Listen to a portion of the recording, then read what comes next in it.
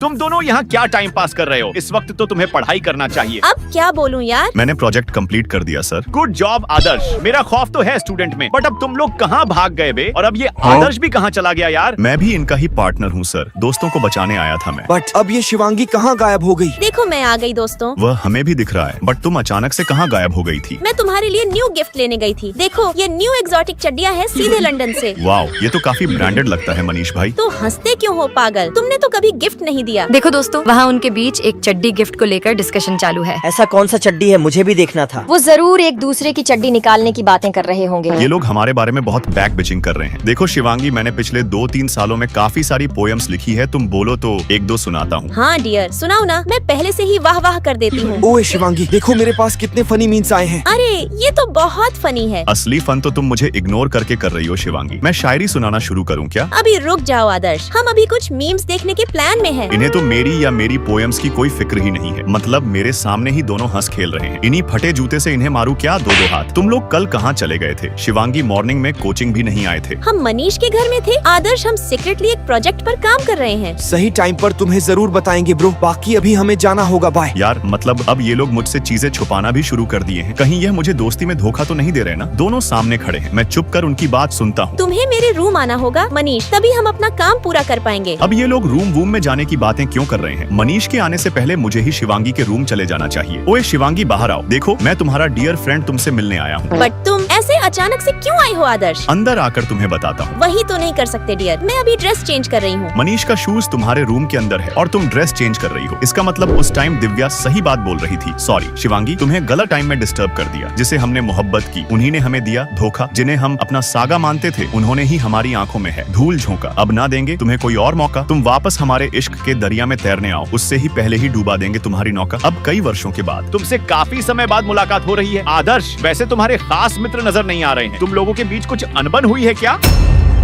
It's okay बेटा, 3 दोस्तों के बीच अक्सर लड़ाइयाँ हो जाती है। बट हमारी दोस्ती में ऐसा कुछ भी नहीं हुआ सर। और आप बेवजह लड़ाई पैदा मत करो। एक्चुअली जब मैं अपने दोस्तों से नाराज होकर अकेले घूम रहा था, तब अचानक से आसमान में मुझे आतिशबाजियां होते नजर आई। मैंने उन्हें देखकर सोचा, फिर तभी वहाँ शिवांगी और मनीष आ पहुँचे, वह भी हाथों में बर्थडे केक लेकर। तुम्हें भले ही अपना बर्थडे याद ना हो, बट हमें तुम्हारा बर्थडे अच्छे से याद है डियर। हमने देखा था कि तुम्हारा शूज बहुत फट चुका था, फिर हमने तुम्हारी शूज के साथ एक पिक्चर क्लिक करी और तुम्हारे लिए न्यू शूज ले लिया। I am sorry and thank you यारों। और कुछ इस तरह हमने पूरी जनता के साथ आपको भी कंफ्यूजन में डाल दिया था सर। सर बुद्धू सर ही। अरे बच्चों, तुम लोग आज भी उतने ही बदतमीज हो। और कुछ इस टाइप हमारी दोस्ती का एक चैप्टर कुछ खुशी और कुछ गम के पलों के साथ खत्म हुआ और दूसरा चैप्टर शुरू हुआ, जिसमें शिवांगी बहुत सहमी हुई मासूम लड़की बन चुकी है। ये लिफ्ट 2 में क्यों अटक गया है? तुम्हें कुछ पता है क्या लड़की? नहीं सर, मुझे कुछ नहीं पता। तो फिर इस लिफ्ट के बटन काम क्यों नहीं कर रहे हैं? दबाओ इन्हें। ये तो बहुत घटिया इंसान है, बेचारी शिवांगी को डरा रही है। मैं स्कूल लाइफ के बाद इतना टूट गई हूँ कि मुझे इस जिंदगी में कोई इंटरेस्ट ही नहीं बचा। मैं लिफ्ट में ही सो जाती हूँ। बट वेट आदर्श, तुम यहाँ? अरे शिवांगी, तुम यहाँ मेरे शहर में। तुम्हें 5-6 साल बाद देख रहा हूँ। तुम कहाँ गायब थी अब तक? अब तुम्हें कैसे बताऊं कि जब मैं स्कूल के बाद घर गई तो माँ ने मुझे रिटर्न शहर भेज दिया ताकि मैं यहाँ कुछ जॉब करके पैसे कमा सकूं। बट जितने एक्साइटमेंट में मैं इस शहर आई थी वो कुछ ही टाइम में पूरा खत्म हो गया। सभी लोग मुझसे दूर भागने लगे कि जैसे मुझसे गोबर की बदबू आ रही हो। अब तुम भी मेरे साथ मत रहो, नहीं तो वह तुम्हें भी गाँव का समझेंगे। रुको शिवांगी, मैं तुम्हें न्यू आईफोन देना चाहता हूँ। वाओ आदर्श, ये तो ओरिजिनल लगता है। बाकी अब मैं अपने गर्ल्स हॉस्टल चली जाती हूँ। तुम हमारे साथ फ्रैंक होकर रह सकती हो जाना, हम अच्छे लोग हैं। आओ दिव्या, हमने काफी टाइम से साथ में बैठकर गर्ल्स वाली बकवासी नहीं करी। कुछ करते हैं ना, बंटाई मजा आएगा। मुझे नहीं लगता मैं उनके साथ अच्छे से घुल मिल पाऊंगी। तुम ओवर थिंकिंग मत करो शिवांगी। जैसे हम स्कूल के वक्त सभी के साथ फ्रेंकली हो जाते थे, सेम वही चीज अभी करना है। स्कूल टाइम अलग था आदर्श। तुम ऐसा क्यों सोचती हो शिवांगी? तुम बस थोड़ी सहम गई हो। याद करो कि हम तुम कितने मस्तीखोर हुआ करते थे। तुमने मुझे मनीष के साथ मिलकर कितना बड़ा सरप्राइज दिया था। तुम वही मस्तीखोर शिवांगी हो। हाँ आदर्श, मैं वही हूँ। चलो फिर अब शॉपिंग करें। ये कुछ ड्रेस बेस्ट हैं जो तुम्हें ट्राई करके देखना होगा। ओके आदर्श, मैं अभी आती हूँ। और चलो बताओ। नहीं, इसमें कुछ खास मजा नहीं आ रहा। फिर ये वाली कैसी लग रही है? इसमें भी कुछ मजेदार बात नहीं है। यार अब तुम्हें कोई ड्रेस अच्छी लगी नहीं रही तो मुझे अपने पुराने लुक में वापस आना होगा। बताओ मैं इस फ्रॉक में कैसी लग रही हूँ? आँखों में तेरी